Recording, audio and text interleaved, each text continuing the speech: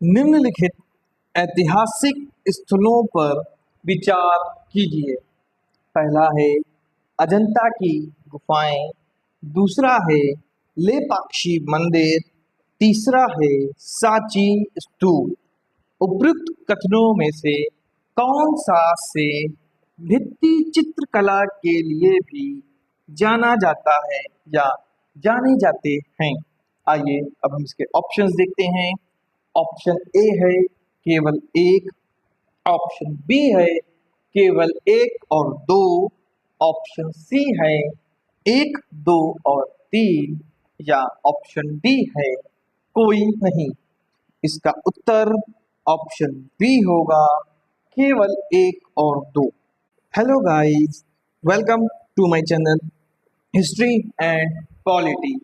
आज की हमारी क्लास में इतिहास से संबंधित दो प्रश्न हैं जिनकी व्याख्या की गई है। आइए आज की क्लास को शुरू करते हैं और पहला प्रश्न देखते हैं। पहला प्रश्न है निम्नलिखित ऐतिहासिक स्थलों पर विचार कीजिए। पहला है अजंता की गुफाएं, दूसरा है लेपाक्षी मंदिर और तीसरा है सांची स्तूप। उपयुक्त स्थलों में से कौन सा से भित्ति चित्रकला के लिए भी जाना जाता है? आइए अब हम इसके ऑप्शंस देखते हैं। ऑप्शन ए है केवल एक, ऑप्शन बी है केवल एक और दो, ऑप्शन सी है एक, दो और तीन, या ऑप्शन डी है कोई नहीं। इसका उत्तर ऑप्शन बी होगा, केवल एक और दो।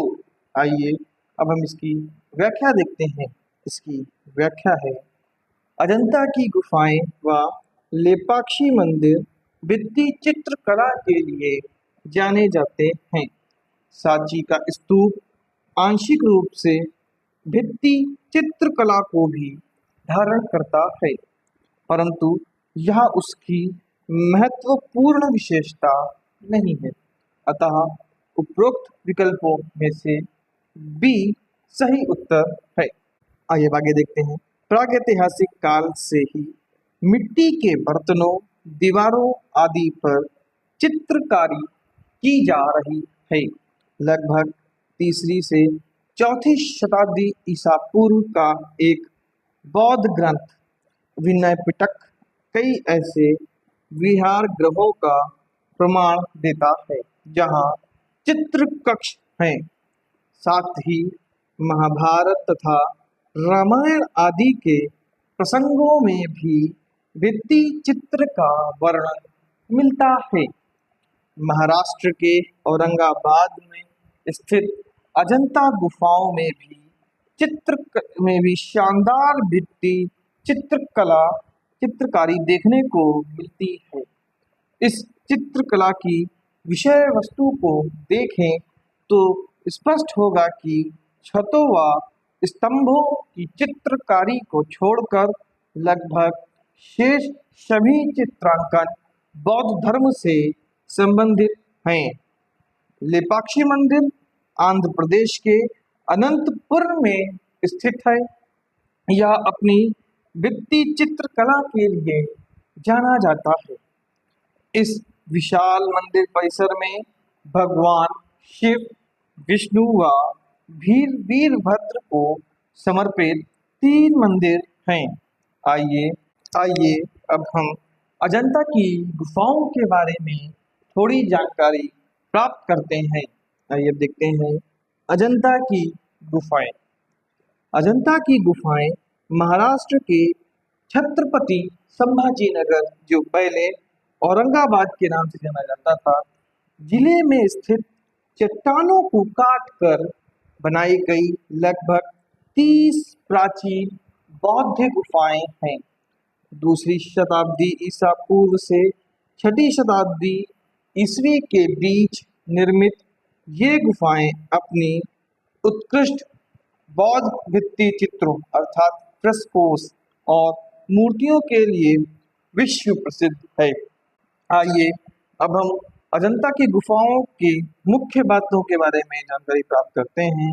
जो निम्न है। अभी देखते हैं, सर्वप्रथम हम देखते हैं इसकी संरचना को।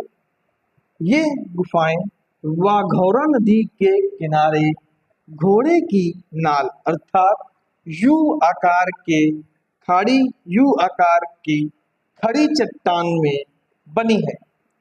अब इसका हम इतिहास और निर्माण के बारे में देखते हैं।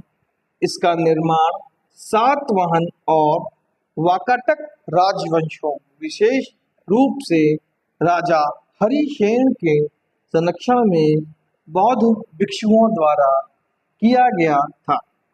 गुफाओं के प्रकार, यहाँ दो प्रकार की गुफाएं हैं, जिसमें पहले है चैत्य अर्थात प्रार्थना कक्ष और विहार अर्थात भिक्षुओं के रहने और अध्ययन के मठ। अब हम इसकी अंदर की कला और चित्रकारी के बारे में देखते हैं। कला और चित्रकारी, दीवारों और छतों पर की गई चित्रकारी में गौतम बुद्ध के जीवन, जातक कथाओं और तत्कालिक समाज का बहुत ही सजीव चित्र किया गया है। आइए हम इसकी पुनः खोज के बारे में देखते हैं, ये कब दोबारा खोजा गया था। ये गुफाएं सदियों तक जंगल में छिपी रहीं, जिन्हें 1819 में ब्रिटिश अधिकारी जॉन स्मिथ ने एक शिकार अभियान के दौरान खोजा था। आइए हम अजंता की गुफाओं के वैश्विक महत्व के बारे में देखते हैं। अपनी अद्वितीय प्राचीन कला के कारण इन्हें 1983 में यूनेस्को द्वारा विश्व धरोहर स्थल घोषित किया गया था। आइए अब हम लोग लेपाक्षी मंदिर के बारे में थोड़ी जानकारी प्राप्त करते हैं। आइए हम देखते हैं लेपाक्षी मंदिर।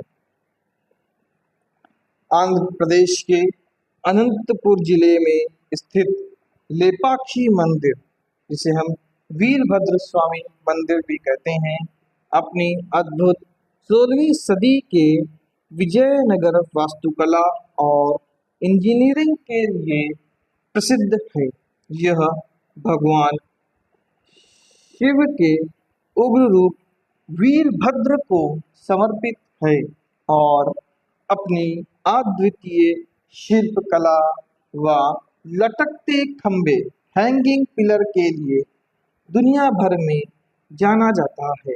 आइए अब हम लेपाक्षी मंदिर की मुख्य विशेषताओं के बारे में देखते हैं, जो निम्न है, जिसमें सर्वप्रथम है लटकता हुआ स्तंभ। मंदिर के 70 खंभों में से एक खंभा जमीन को बिल्कुल नहीं छूता है, यह हवा में झूलता है और इसके नीचे से कपड़ा या कागज आसानी से निकाला जा सकता है। यह प्राचीन भारतीय वास्तुकला का एक रहस्यमयी चमत्कार है। आइए अब हम इसमें इसकी विशाल नंदी प्रतिमा के बारे में देखते हैं, जो लेपाक्षी मंदिर में स्थित है। मंदिर परिसर से लगभग 200 मीटर की दूरी पर एक विशाल पत्थर अखंड शिला को तराश कर बनाई गई भारत की सबसे बड़ी नंदी की प्रतिमा स्थित है। आइए अब हम लोग नागालिंगम के बारे में देखते हैं, जो लेपाक्षी मंदिर में स्थित है। ये देखते हैं नागालिंगम मंदिर में एक ही पत्थर पर बनी नाग देवता की विशाल और बेहद खूबसूरत प्रतिमा है, जिसके 7 फन हैं। आइए अब हम लेपाक्षी मंदिर में रामायण से जुड़ाव के बारे में देखते हैं, जिसमें कहा पौराणिक मान्यता के अनुसार रामायण काल में घायल जटायु यहीं गिरे थे। भगवान राम ने उन्हें देखकर कहा था, ले पक्षी, तेलुगु में उठो पक्षी, जिसका कारण इस जगह का नाम लेपाक्षी पड़ा। मंदिर में माता सीता के विशाल पद चिन्ह भी मौजूद हैं। आइए हम इसमें लेपाक्षी मंदिर के भित्ति चित्रों के बारे में देखते हैं। मंदिर की छतों पर विजयनगर काल के बेहतरीन और रंगीन चित्र बने हैं, जो रामायण और महाभारत की कहानियों को दर्शाते हैं। आइए अब हम लोग सांची स्तूप के बारे में थोड़ी जानकारी प्राप्त करते हैं। आइए हम देखते हैं सांची स्तूप। सांची का स्तूप मध्य प्रदेश के रायसेन जिले में भोपाल से लगभग 46 किलोमीटर दूर स्थित एक विश्व प्रसिद्ध बौद्ध स्मारक है। तीसरी शताब्दी ईसा पूर्व सम्राट अशोक द्वारा निर्मित यह स्थल अपनी प्राचीन वास्तुकला और यूनेस्को विश्व धरोहर का दर्जा प्राप्त करने के लिए जाना जाता है। आइए अब हम सांची स्तूप के मुख्य विशेषताएं और इतिहास के बारे में जानकारी प्राप्त करते हैं। आइए सर्वप्रथम हम देखते हैं इसका निर्माण। मूल स्तूप सम्राट अशोक द्वारा बनवाया गया था। बाद में शुंग और सातवाहन काल में इसका विस्तार हुआ। अब हम इसके तोरण द्वार के बारे में देखते हैं। तोरण द्वार, इसमें चारों दिशाओं में 4 नक्काशीदार द्वार हैं जो प्राचीन भारतीय कला के बेहतरीन उदाहरण हैं। इन पर बुद्ध के जीवन और जातक कथाएं उकेरी गई हैं। आइए अब हम इसके अवशेष के बारे में देखते हैं। अवशेष स्तूप नंबर 3 में बुद्ध के प्रमुख शिष्यों सारिपुत्र और महामोदगल्यायन के अवशेष रखे गए हैं। पहचान: भारतीय सांस्कृतिक विरासत के सम्मान में भारत सरकार द्वारा 200 के नए नोट के पीछे सांची के स्तूप को दर्शाया गया है। आइए अब हम आज का दूसरा प्रश्न देखते हैं। दूसरा प्रश्न है, कुछ शैलकृत बौद्ध गुफाओं को चैत्य कहते हैं जबकि अन्य को विहार। दोनों में क्या अंतर है? आइए अब हम इसकी ऑप्शन देखते हैं। ऑप्शन ए है विहार पूजा स्थल होता है जबकि चैत्य बौद्ध भिक्षुओं का निवास स्थान होता है। ऑप्शन बी है चैत्य पूजा स्थल होता है जबकि विहार बौद्ध भिक्षुओं का निवास स्थान है। ऑप्शन सी है चैत्य गुफा के दूर के सिरे पर स्तूप होता है जबकि विहार गुफा पर अक्षीय कक्ष होता है। ऑप्शन डी है दोनों में कोई वस्तुपरक अंतर नहीं होता। इसका उत्तर ऑप्शन बी होगा। चैत्य पूजा स्थल होता है जबकि विहार बौद्ध भिक्षुओं का निवास स्थान होता है। आइए अब हम इसकी व्याख्या देखते हैं। इसकी व्याख्या है, भारतीय वास्तुकला से संबंधित ग्रंथों में चैत्य शब्द का प्रयोग पूजा या प्रार्थना स्थलों के लिए प्रयुक्त किया जाता है जबकि बौद्ध भिक्षुओं के निवास स्थल को विहार कहते हैं। अतः इस प्रश्न का उपयुक्त उत्तर बी है। आइए हम आगे देखते हैं।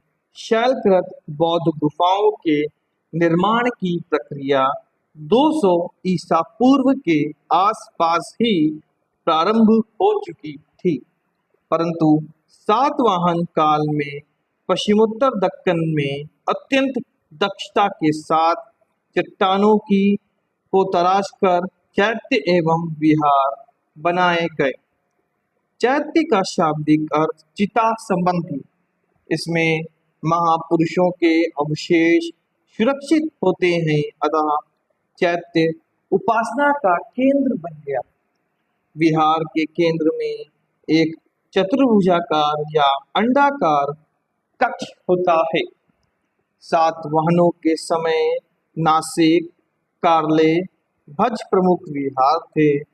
कलिंग राजा खारवेल के शासन में जैन भिक्षुओं के लिए उदयगिरी एवं खंडगिरी में विहार बनाए गए। धन्यवाद। अगर आपको वीडियो पसंद आया हो तो आप वीडियो को लाइक, कमेंट और शेयर अवश्य करें तथा ऐसे ही नॉलेजेबल वीडियोस के लिए चैनल को सब्सक्राइब करें तथा अगर आपको इसकी पीडीएफ चाहिए तो इसकी पीडीएफ आपको मेरे टेलीग्राम चैनल पर मिल जाएगी, जिसका लिंक आपको डिस्क्रिप्शन बॉक्स में मिल जाएगा। अब इसके अतिरिक्त आप मुझसे मेरे अन्य सोशल मीडिया हैंडल से जुड़ना चाहते हैं तो उसका लिंक आपको डिस्क्रिप्शन बॉक्स में मिल जाएगा। धन्यवाद।